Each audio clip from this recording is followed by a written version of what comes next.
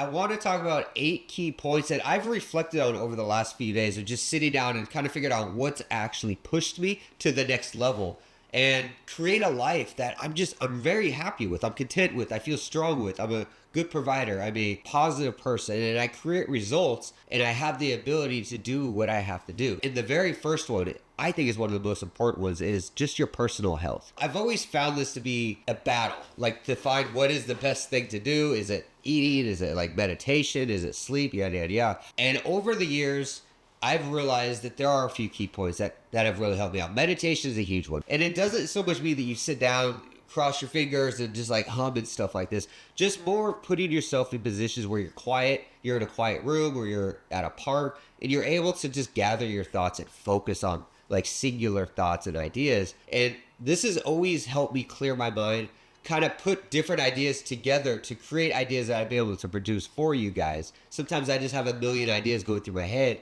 And doing this has allowed me to put those ideas, kind of throw away the bad ones, put together the good ones, maybe even bring back the bad ones and mash them into the good ones to create an overall good idea. Definitely physical mental health has been a big part of my life. And if everything does go bad, or if you are in a weird position where it is challenging, and I've been there, trust me, I've been there. Talk to friends, talk to family if that helps you. Talk to a professional, because sometimes we can't fix what we don't understand. We can't solve a problem when we don't have all the pieces to that puzzle. And when it comes to just like mental stress and confusion and anger, sometimes we just need to sit down and just talk to people or be listened to. And then the very last part of this personal health is sleep. I'm not one of those people that says sleep 5 to 7 hours a day, or go to bed at 10, wake up at 6, or wake up at 4, take a cold shower. I've never found any of this value to me. Like, it doesn't benefit me. I typically will sleep between 5 to 7 hours a night. When I go to sleep just depends. Like, there's days where I go to bed at 3 a.m. There's days I go to bed at 10 a.m. or 10 p.m., sorry. And I wake up at 5 a.m. or I wake up at 7 a.m. It doesn't really matter. I just know when I wake up, this is when I get the work. And going to sleep to me is work. So if I sleep for 12 hours a day, I'm wasting 4 hours of work time. That is work now, right? So once you get the problems out of the way, though, the next big one is financial understanding, budgeting, all that great stuff. Now, when it comes to money, you really have to figure out where you are and where you want to be. For me, it was creating a budget. Having an abundance of money is very good. Having an abundance of things, though, I don't think is actually that good, because it creates a lot of stress for me, at least. Just having money laying around sometimes, it's just such an amazing feeling. If you start realizing like, hey, I don't make enough, I need to pay these bills and I have to like put aside this money, start looking at what you're paying for every month. Maybe you need to start removing subscriptions or stop paying for useless stuff. But at the same time, if you realize everything I pay for month to month, I need, like, it's part of my health, it's part of my work, it's part of my moving forward, it's part of my education, whatever the case might be. If that's the case, your next move is just build more wealth. Maybe start working more hours, pick up a second job, stuff like that. This is stuff I did growing up, going to university. Was I got a GI Bill, but I still needed more money for the investments that I was doing. So I got more jobs because that was the only solution. There's nowhere for me to cut back. There's no cutting back the fat, per se. I just had to get more money. Sometimes you just have to improve in your job or get another job and make more money so you can start expanding your ideas. The next one is an interesting one. It is relationship issues. This isn't just like love interest. This could be friends, partnerships, business relationships. Make sure the relationships that you have, they always benefit your outcome, but at the same time, you need to benefit their outcome. And I've met a lot of people like this where they're one-sided, where they'll be my friend because they know I can benefit them in some venture they're working on, but they never give anything back in return. Like, they won't listen when I want to just talk. They won't help with feedback. If I send them like an idea, like a book or something like that, like, hey, can you review this book? They'll be like, no, I'm too busy, man. But they'll be quick to ask me again for things. If you start realizing like this person or this group of people are takers, but they're not givers. These are types of people I've learned personally you just kind of get rid of. Like, you fade them out. And again, this isn't financial. Like, financial doesn't have to be the take all, give all. Make sure the people that you're involved with, being, again, relationships and like love interest, friends, family, business ventures, stuff like that, they should be giving as much as they're taking. And if you're around a bunch of failures and people that keep taking from you, it's going to start reflecting how you act and how you treat other people. This is God's will for us, is to help other people. So do that. And don't let other people not do that. Now, sometimes we have to work really bad jobs. Like I did, again, Beginning of this video, I talked about with the university, I worked 3 jobs. These were fast food jobs. 2 of them were fast food. One was delivering newspapers. I hated these jobs. I hated 2 of the 3 of them. I despise waking up at 4 a.m. every day, having to throw newspapers in the snow, right? And then the other job, fast food job, I hated it because they treated me like garbage because I worked for the competition as a manager, right? But I will say, sometimes you just have to do stuff that don't make you happy. In that respect, you don't feel like it's going to bring you to where you want to be in life. Sometimes you just have to work harder and smarter at the same time. You have to go through the hard knocks of life, right? When it came to my working, there's going to be times where I've had to do garbage jobs. Now, if you're working a job that actually makes you depressed, people around you are just uncomfortable, you're uncomfortable around them, it emotionally destructs you, obviously you want to leave. In 2024, this is our time, man. We have the internet, we have all this and that. Start spending time and improving your life. Go to school, go to your community college and take a couple extra classes. Go on YouTube and start learning new skills. If you are unhappy with your job, the only one that's going to solve that is you. Make this year the year where you decide, maybe I don't like it. Maybe you just want to get promoted. But use this time to actually self-improve. The only one that's going to keep you in these shitty jobs are you. If you don't know where to go, you don't have any of these things, my personal favorite is ChatGTP. Just put it in there, put in what your skills are, what you do now, what you hate, and ask it, what do you think I should do? What do you think would be a new career change? In ChatGTP, the AI will actually give you a bunch of feedback and ideas that you could sit down and actually think about. And you can ask it to break down those ideas to even more things. If you're feeling dissatisfied with your career, your job, whatever you're doing, your position in life, you're there because you deserve to be there. So make the changes you need. The next one is loneliness and isolation. This is actually a tough one. A way to avoid a lot of this is creating your inner circle, having good friends around you, being social to an extent to where you aren't at home all day talking to yourself, but you are actually able to go out and have coffee with some people and have conversations, or you are able to have meaningful relationships. Even if you're traveling abroad, you can still have meaningful relationships, love interests, etc., etc. And it doesn't have to be a paid one either. And this can also include volunteering. Go into Facebook meetup groups, language groups, chess nights, stuff like that. Go into a local bar.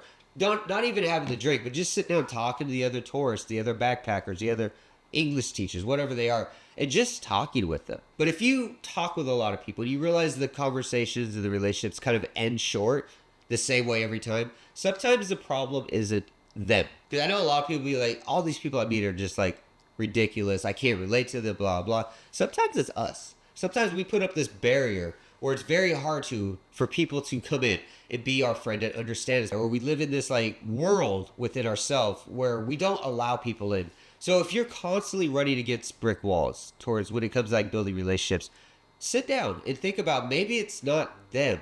Maybe it's you. So if you're running into this problem where you find that everyone you're around just sucks, one, you might be going to the wrong spots. But also, if you start realizing, you start hearing the similar feedbacks from people, you start realizing how people treat you, it might just be you. This is something I learned. I'm a very strong, passionate speaker, but sometimes I don't care how it adjusts other people's emotions and religious beliefs and mindsets. So I will just go. I mean it in good intent. It's no disrespect. It's just, I like to talk.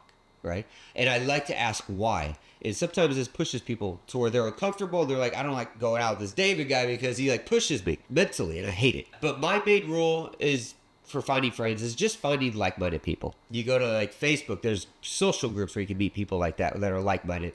Break into these groups and start finding the good ones within those groups. And I want to say go to these Facebook groups of other real estate investors, for example, and think that all of them are going to be good. A lot of them are just going to be trash. But find the ones that you really work good with.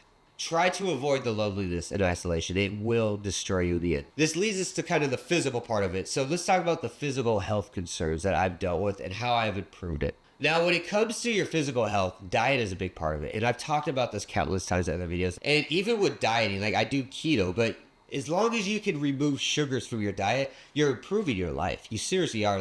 Removing a bag of chips a day, having one less soda. If you're in Asia, you're eating rice, maybe only half the rice that you typically do and add more vegetables and meat. Doing stuff like this could definitely help your physical health concerns because what you put in your body is who you are, right? You are what you eat, right? If you're eating a bunch of junk food, you're going to feel it. You're eating a bunch of healthy food, you're going to feel it. Good or bad, it's on you. Give yourself some physical activities that allow you to get your body moving, right? Get your brain functioning. This needs to be made very clear. This won't change who you are mentally or physically overnight. After I quit drinking, I didn't really notice the real differences of quit drinking and smoking until like 6 months later. That's when things started really clicking, and I started sleeping better and I started feeling better.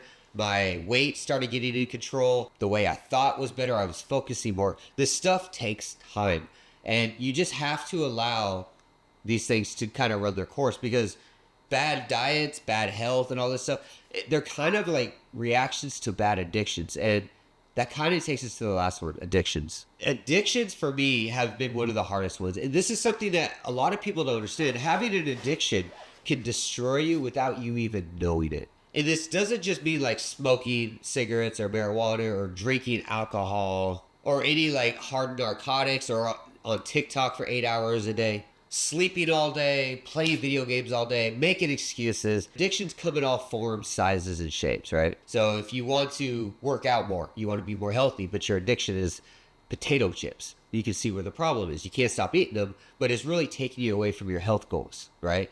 If you're trying to get more done in the day, but you're constantly on Facebook, TikTok, or Instagram, you can see how social media is taken away from your positive goals of being more productive.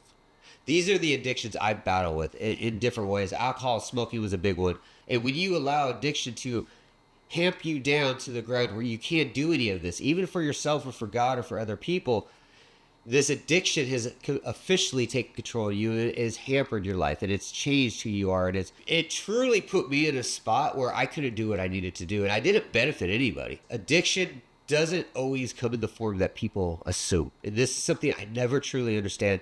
I always thought addiction was alcohol, smoking, and narcotics. I never thought addiction was watching YouTube. I never thought addiction was like playing games or TikTok or stuff like that. Those addictions led me to loneliness, which we talked about earlier, and how to solve that. This led me to depression, feeling anger, regret, wasting my time, wasting my life, etc., etc. Because I'm going to tell you, no matter what your addiction is, no matter what your problem is, and this is something that took me forever to figure out, you are not alone. You truly are. If your addiction is you're on Facebook all day like a dork looking at stupid posts about people's food that they eat, and you think it's a problem, it probably is a problem. And there's probably 1,000 people out there with the same problem that can't fight it. So don't think that you are alone, because there are other people out there that probably have similar addictions. Find them.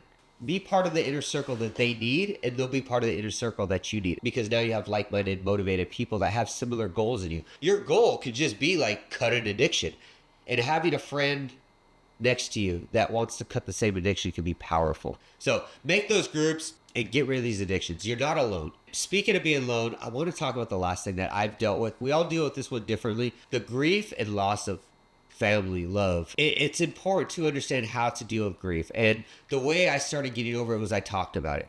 I found help. I took the same route that I had addictions with, right? I found people that were like-minded, that were trying to break such a bad addiction as well. And I found people that were going through a similar thing. And I started finding people that were mindset and motivated to do like ideas that I wanted to do. And this helped me move forward. So I'm at peace with my family. I'm at peace with the loss of my mother. I'm in peace with my religious background of who I am as a bloodline. And I feel so much stronger. So if you're going through grief, find friends, find family to talk with. Don't ignore it. This was my biggest mistake, was ignoring it. Do not ignore it. Address it head on, or it will destroy you in the long run. And if it means finding strangers and groups to talk to, by all means do it. But don't let it get to you. So I'm going to get out, guys. Thanks for watching. I will see you again.